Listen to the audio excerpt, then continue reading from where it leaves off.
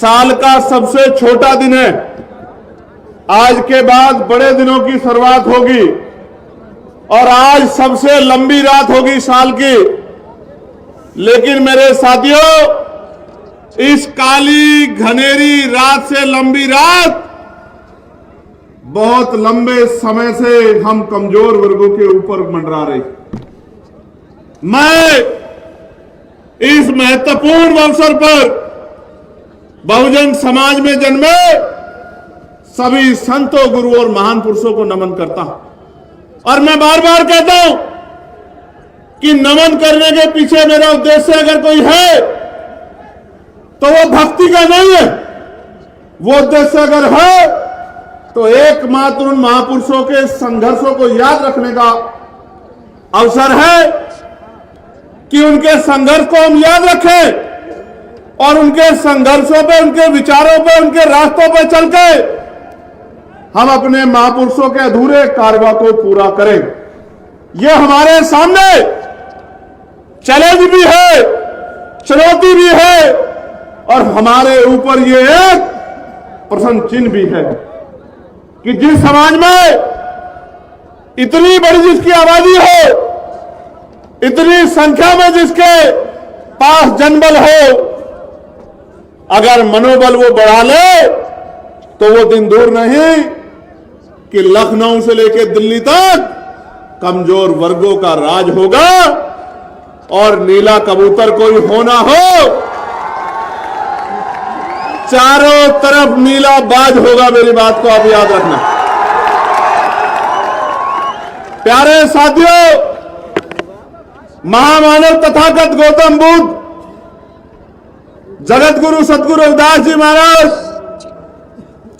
गुरु कबीर जी, गुरु नानक जी, गुरु वाल्मीकि जी, संत गाडगे जी, नारायण गुरु,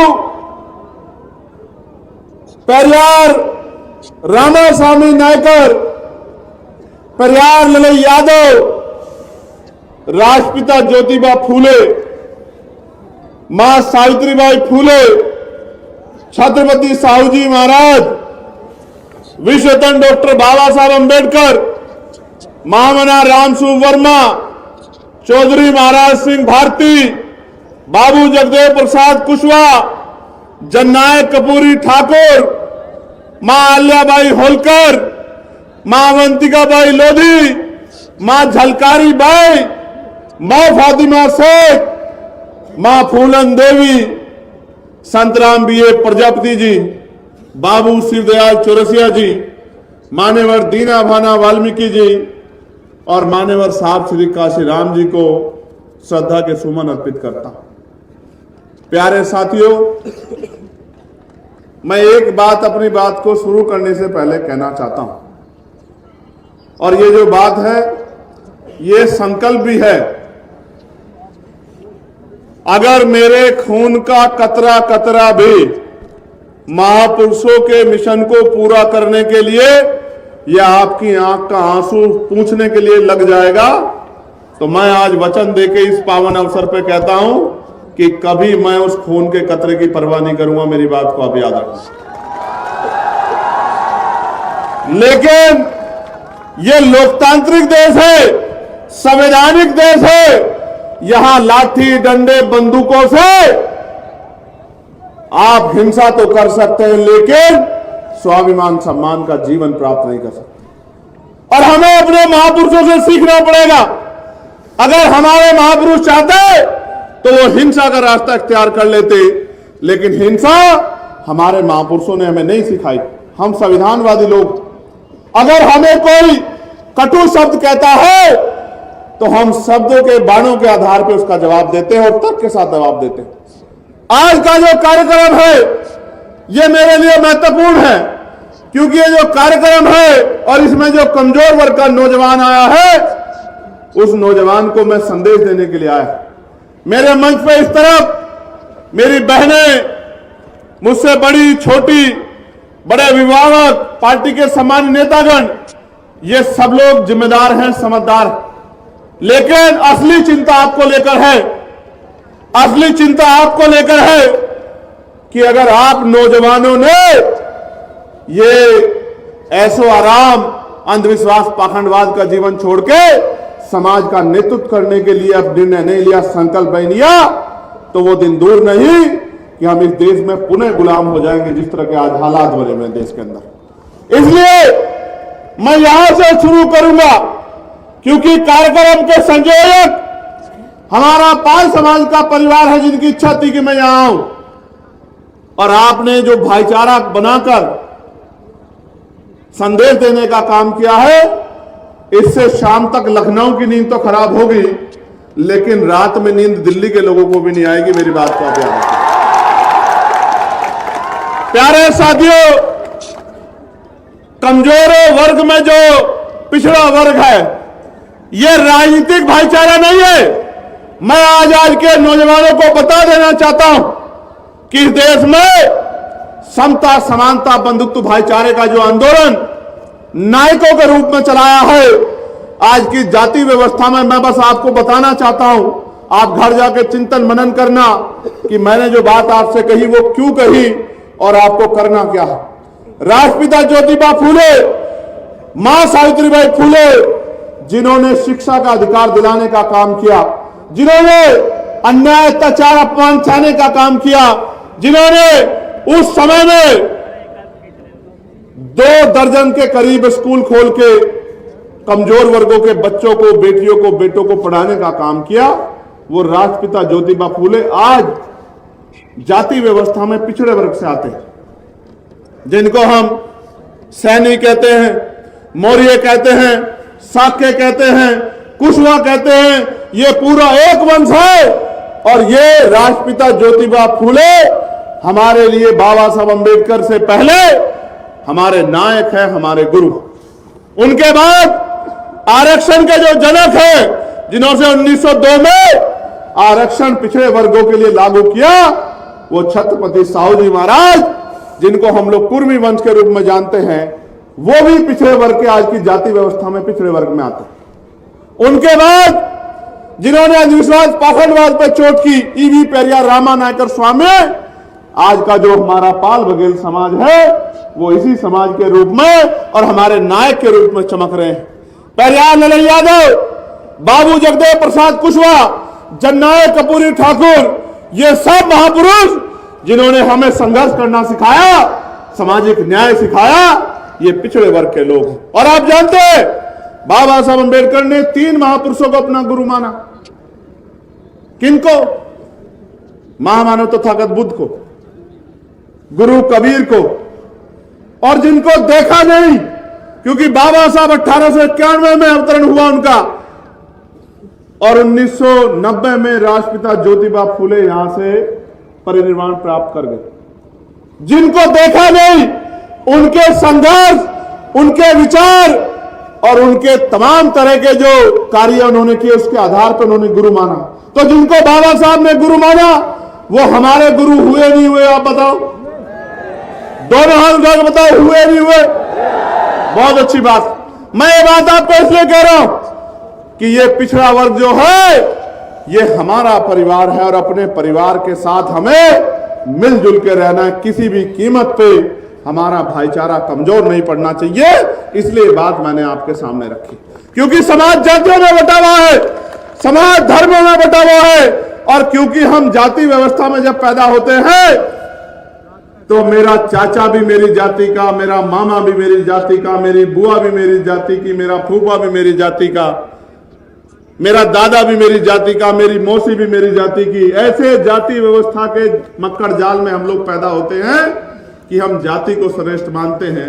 लेकिन इस देश का कड़वा सच ये है कि पहले वर्ण और फिर जातियां वो लोगों को कुचलने के लिए और ऊंच नीच की भावना को बढ़ाने के लिए इस देश में बनाई गई। एक ही प्रक्रिया से पैदा हुआ बच्चा, जिसके माथे पे कुदरत ने कुछ नहीं लिख के भेजा, ना जाति, ना धर्म, ना वंश, उसको इतने भागों में बांट के व्यवस्था ने इस देश में कमजोर वर्गों के लोगों को हाशिए पर रखने का जो षड्यंत्र किया है, उससे हमें खबरदार होना पड़ेगा।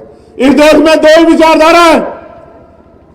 एक जो मानवतावादी विचारधारा, जिसके पहरेदार हम लोग खड़े हैं, जिसके पहरेदार आप लोग, जिसके पहरा देने के लिए आज इतनी बड़ी संख्या में आशीर्वाद देने के लिए मेरी माए बहनें आए हैं। और एक दूसरी विचारधारा जिसको हम गैर बराबरी पर आधारित मनुवादी विचारधारा कहते हैं, जो ऊंच नीच की बात करती है, जो छोटे बड़े की बात करती है, जो ऊंचे नीचे की बात करती है, जो अमीर गरीब की बात करती है। इन दोनों विचारधाराओं में बहुत कम अंतर है। एक विचारधारा 4 पे टिकी है। 4 है वो आम वाला है। पहला है अंधविश्वास। जितना अंधविश्वास फैलेगा उतना मनुवादी व्यवस्था मजबूत होगी।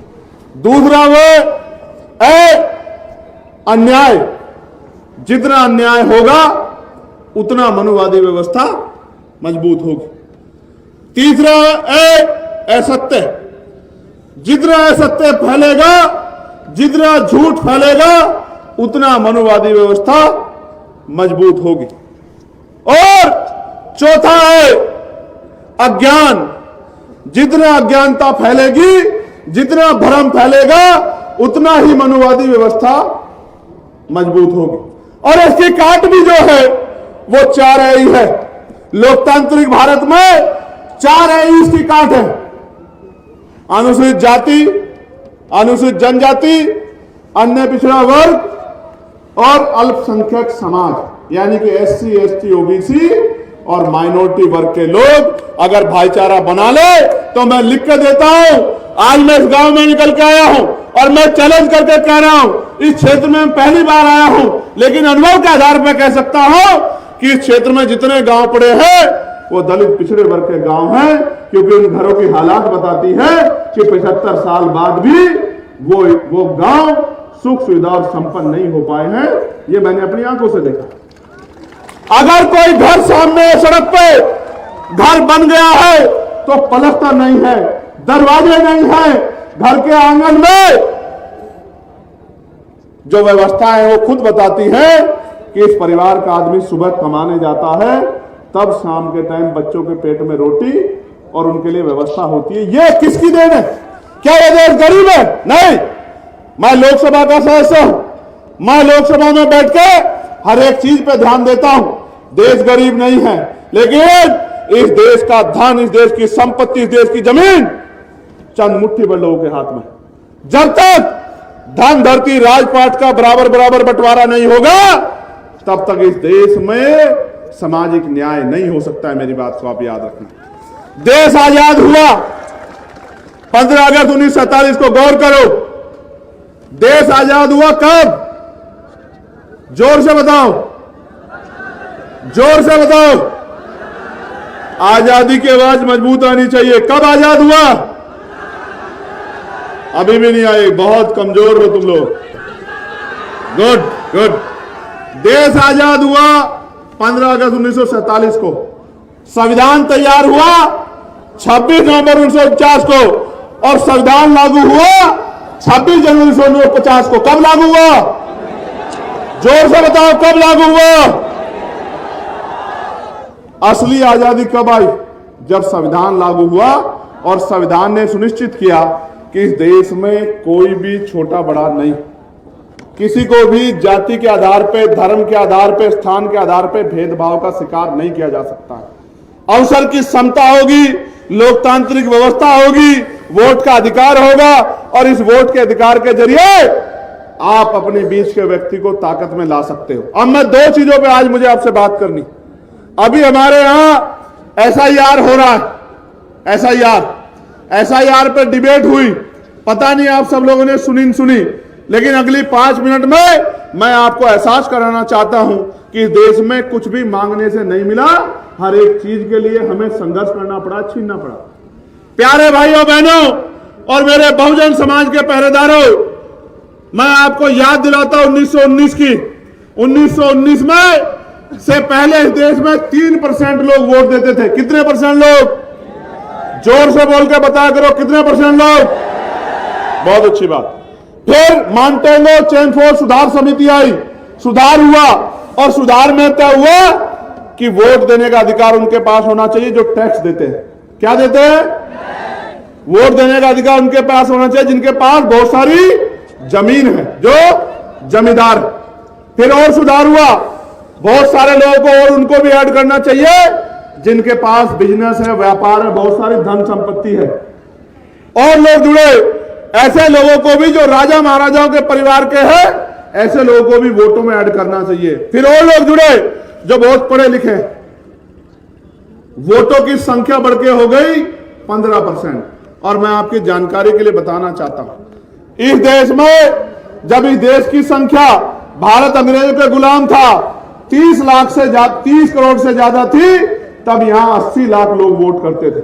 सुधार होने के बाद जब बाबा साहब अंबेडकर ने इस बात को देखा, उन्होंने इस बात पर आपत्ति दर्ज कराई और पहली बार बहिष्कृत हितकारिणी महासभा के जरिए अपना मेमोरेंडम दिया कि हमारे देश में लोकतंत्र नहीं है, हम गुलामों के गुलाम है, कमजोर वर्ग के लोग, इसलिए वोटिंग राइट सबको मिलना चाहिए। फिर गोलमेज कॉन्फ्रेंस हुई, राउंड टेबल कॉन्फ्रेंस, और बाबा साहब अंबेडकर ने तर्क के आधार पर अंग्रेजों के सामने इस बात को साबित किया कि जब तक अंतिम बालिग व्यक्ति को वोट का अधिकार नहीं मिलेगा, तब तक इस देश में लोकतंत्र फल फूल नहीं सकता है, तब तक लोकतंत्र स्थायी नहीं हो सकता है। मुट्ठी भर पैसे वाले लोग, मुट्ठी भर जमीन वाले लोग, मुट्ठी भर धन संपत्ति वाले लोग राज करेंगे और बाकी लोग उनके अंदर में काम करेंगे, तो कभी लोकतंत्र सफल नहीं हो पाएगा। इसके बाद क्या परिवर्तन हुआ आपको पता है? इसके बाद यह परिवर्तन हुआ कि कमजोर वर्गों को वोट का अधिकार मिला। मैं आपको और जानकारी देता हूं, उन 80 लाख वोटर में एक भी महिला नहीं थी, किसी भी धर्म की, किसी भी जाति की। उन 80 लाख लोगों में सिर्फ पुरुष थे, और पुरुष भी सामान्य जाति के थे, और सामान्य जाति में भी जो संपन्न थे। उन संपन्न जाति के, सामान्य जाति के लोग वोट करते थे। आप महसूस करके देखो, अमीर अगर वोट करेगा तो गरीब को करेगा या अमीर को करेगा? बताओ आप मुझे, किसे करेगा? गरीब को अमीर वोट कर सकता है? इसलिए बाबा साहब ने कहा कि अंतिम व्यक्ति को वोट का अधिकार मिलना चाहिए, और बाबा साहब अंबेडकर की सिफारिशों पे इस देश के करोड़ों दलितों, पिछड़ों, आदिवासियों, महिलाओं और जो अन्य धार्मिक अल्पसंख्यक हैं, वो भी, उन सबको, जिनमें जैन हैं, सिख हैं, बौद्ध हैं, मुसलमान हैं, सबको वोटिंग राइट मिलने का काम हुआ। और ये 22 देश संविधान की देन है कि नेहरू जी की बिटिया इंदिरा गांधी जी देश की प्राइम मिनिस्टर बनी, सुचित्रा कृपलानी उत्तर प्रदेश की पहली मुख्यमंत्री बनी, आदरणीय बहन जी कमजोर वर्गों की तरफ से मुख्यमंत्री बनी। ये अगर किसी तरह संभव हुआ है तो ये बाबा साहब अंबेडकर के संविधान में जो वोट का अधिकार है उसकी वजह से संभव हुआ। और बताता हूं आपको, क्योंकि आज ज्ञान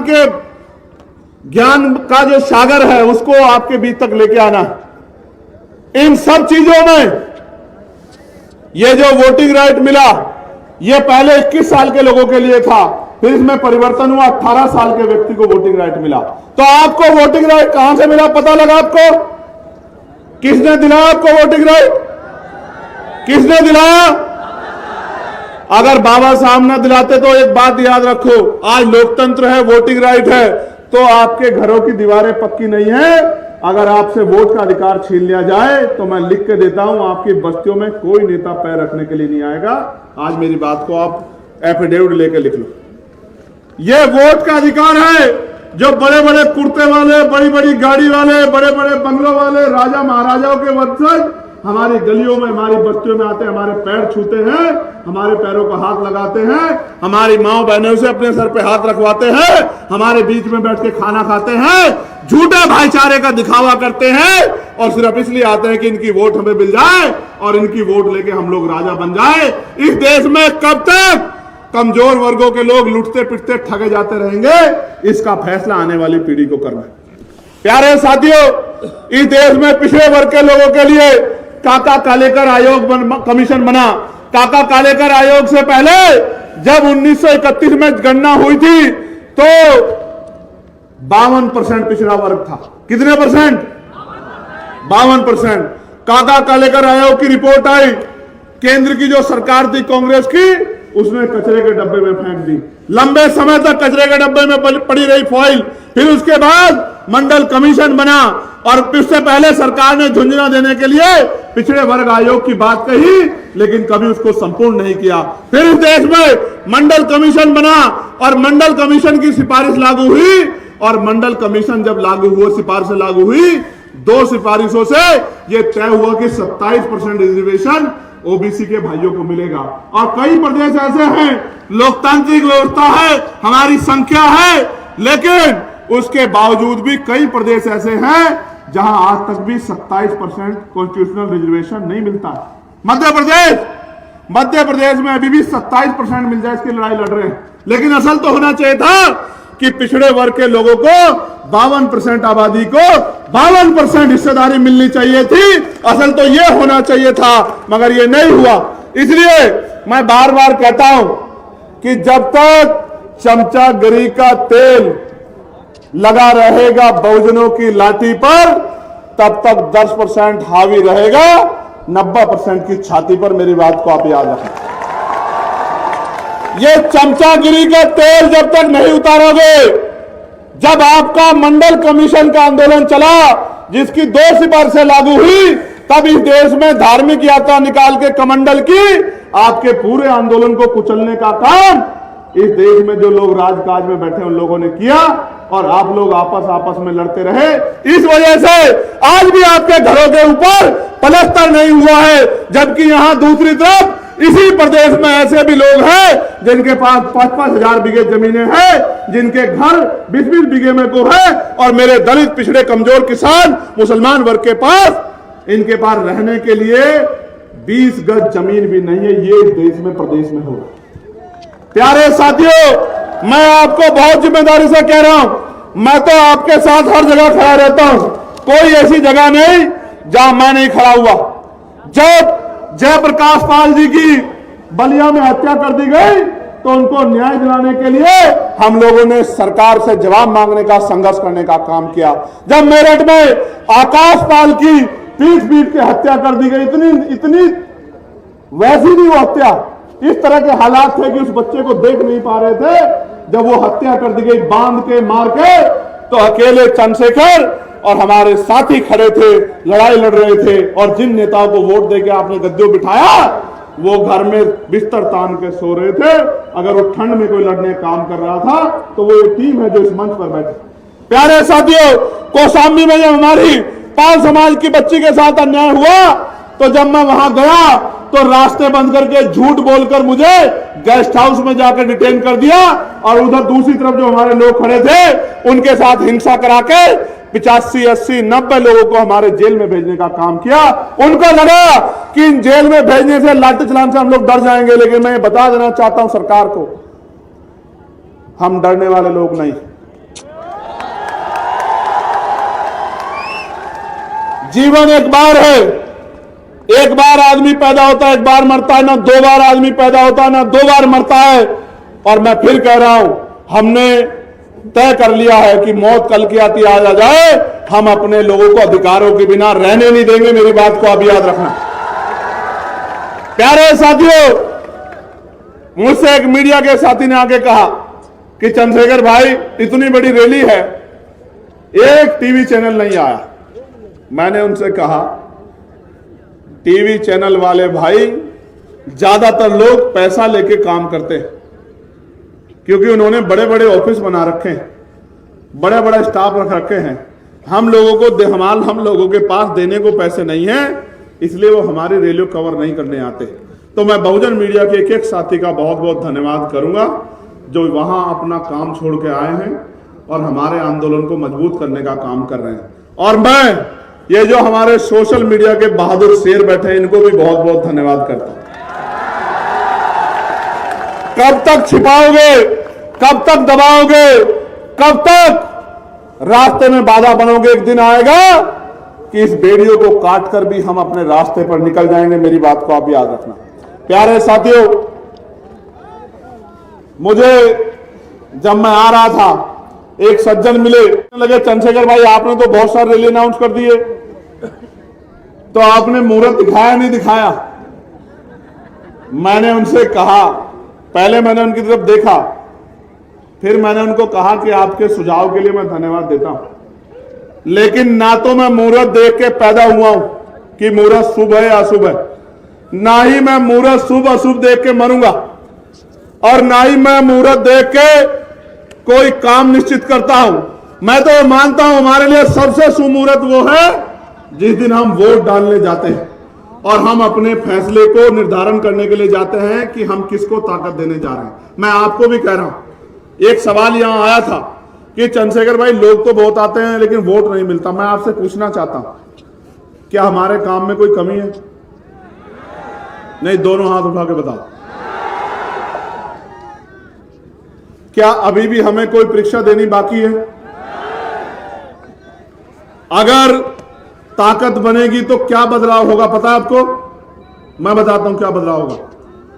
ताकत बनेगी तो 69,000 शिक्षक भर्ती में जो घोटाला हुआ है वो घोटाला किसी भी कीमत पे नहीं होगा। मेरी बात को आप याद रखें। ताकत बनेगी तो जो लेखपाल भर्ती में 700 से ज्यादा सीटों का घोटाला करने का काम सरकार ने किया है, वो घोटाला करने की हिम्मत सरकार नहीं जुटा पाएगी। ताकत बनेगी तो पढ़ा लिखा नौजवान बेरोजगार नहीं घूमेगा। ताकत बनेगी तो महिलाओं को घर पे रोजगार मिलेगा। ताकत बनेगी तो बहनों के लिए अच्छे कॉलेज, अच्छे डिग्री कॉलेज, अच्छे स्कूल बनेंगे। ताकत बनेगी तो अच्छे हॉस्पिटल बनेंगे। ताकत बनेगी तो अच्छे स्पोर्ट कॉलेज बनेंगे। ताकत बनेगी तो उद्योग धंधे लगेंगे। ताकत बनेगी तो लोन मिलेगा। ताकत बनेगी तो बैकलॉग भरा जाएगा। ताकत मिलेगी तो निजी क्षेत्रों में आरक्षण की व्यवस्था लागू कराने का काम करेंगे हम लोग। मेरी बात को आप याद रखें। फिर कह रहा हूं, कान खोल के सुन लो। निजी क्षेत्रों में 98%, प्राइवेट सेक्टर में आरक्षण व्यवस्था लागू कराने का हम लोग काम करेंगे। मेरी बात को याद कर रखना। और उसके बाद आप देखना क्या होगा।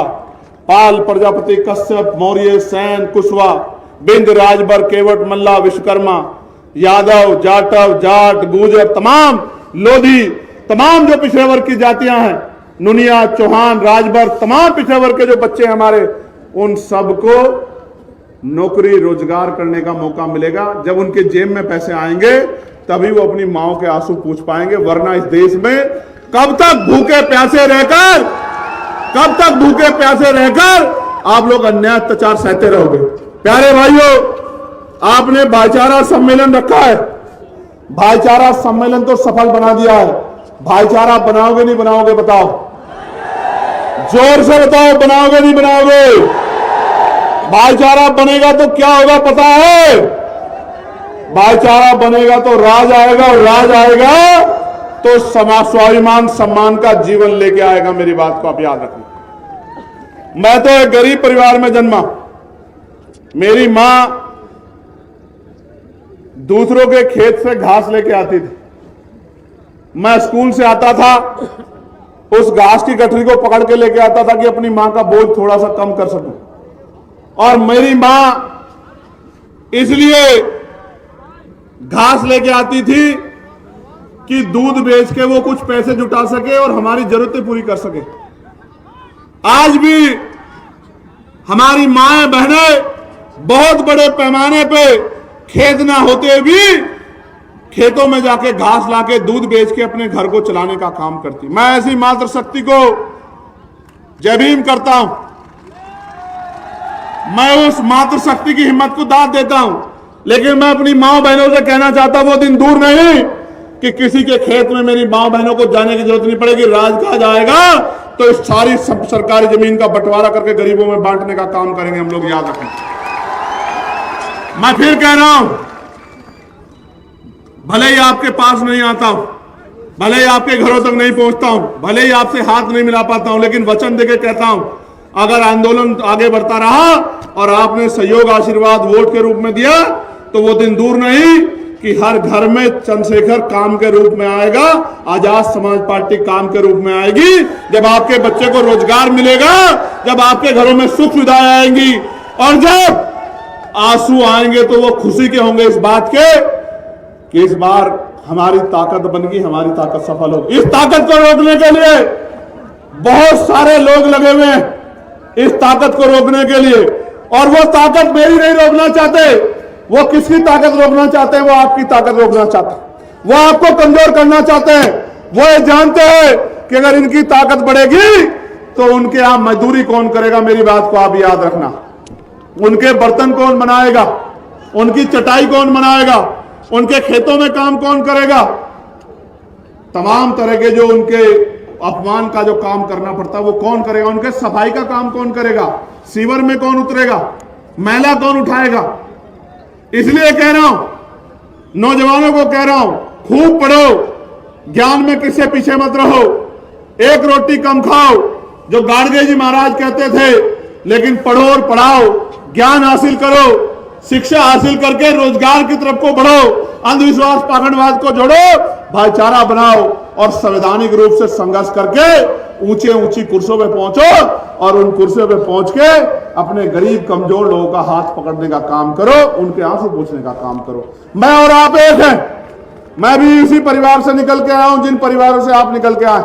मैं आपके प्यार को जानता हूं, मैं आपके संघर्ष को जानता हूं। मेरी एक आवाज पर चाहे दिल्ली हो या लखनऊ या मुजफ्फरनगर आप दौड़े दौड़े चले जाते हो, लेकिन मेरे भाइयों दौड़े दौड़े जाने से काम नहीं चलेगा। जब तक आप अपनी बस्तियों में गांव गांव जाके बूथ कमेटी नहीं बनाओगे, सेक्टर कमेटी नहीं बनाओगे, भाईचारा कमेटी नहीं बनाओगे, जब तक अपने क्षेत्रों में एकजुट पे समाज को एकजुट नहीं करोगे, तब तक आप सफल होने वाले नहीं। तो मेरे पास आगे पीछे नहीं आने की जरूरत नहीं, अपने क्षेत्रों को मजबूत करने की जरूरत है। बूथ जीतेंगे तो विधानसभा जीतेंगे, विधानसभा जीतेंगे तो राजकाज बनेगा, और राजकाज बनेगा तो आपके अधूरे सपने पूरे होंगे, आपकी जेब में पैसा आएगा। और जिस दिन आपकी जेब में पैसा आएगा, फिर मैं कहता हूं जितनी मोटरसाइकिलें मैंने यहां से वहां तक देखी, मैंने कहा था सौरभ से गाड़ी में बैठ के कि ये जो मोटरसाइकिल पे आया है ना, ये मेरा वो भाई है जिसको आंधी तूफान भी मुझसे दूर नहीं कर सकता। मैं इसकी ताकत को जानता हूं, जिसको ना सर्दी की फिक्र है, जिसको ना गर्मी की फिक्र है, जिसको बरसात की फिक्र है, ना आंधी तूफान की फिक्र है। मगर मैं फिर कहता हूं, आप तो मेरे लिए इतना करते हो, अब मेरा नंबर है कि हम सब लोग भी आपके लिए कुछ करें। लेकिन तब काम तब आगे बढ़ेगा अगर अकेला इंजन जोर लगाता रहेगा तो स्पीड नहीं बनेगी। समझ रहे हो नहीं समझ रहे हो? देखो, चुनाव का समय आ रहा है, जिला पंचायत का, प्रधानी का, क्षेत्र पंचायत का। लाल, पीले, काले, गुलाबी, नारंगी बहुत आएंगे आपके बीच में, लेकिन जब आपकी आंख में आंसू आएगा तो ये नीले झंडे वाला आएगा। आएगा नहीं आएगा? आएगा नहीं आएगा? तो ये लाल, पीले, काले, गुलाबी, नारंगी तो अपने मकसद को आएंगे, झूठा भाईचारा दिखाएंगे, और जब उनका राजकाज बनेगा तो आपके बच्चों की नौकरी को छीन के अपने बच्चों के खाते में ले जाएंगे। और जब आपका राजकाज बनेगा तो हर गरीब को उसका हक मिलेगा। इस बात का मैं आपको विश्वास दिलाता हूं।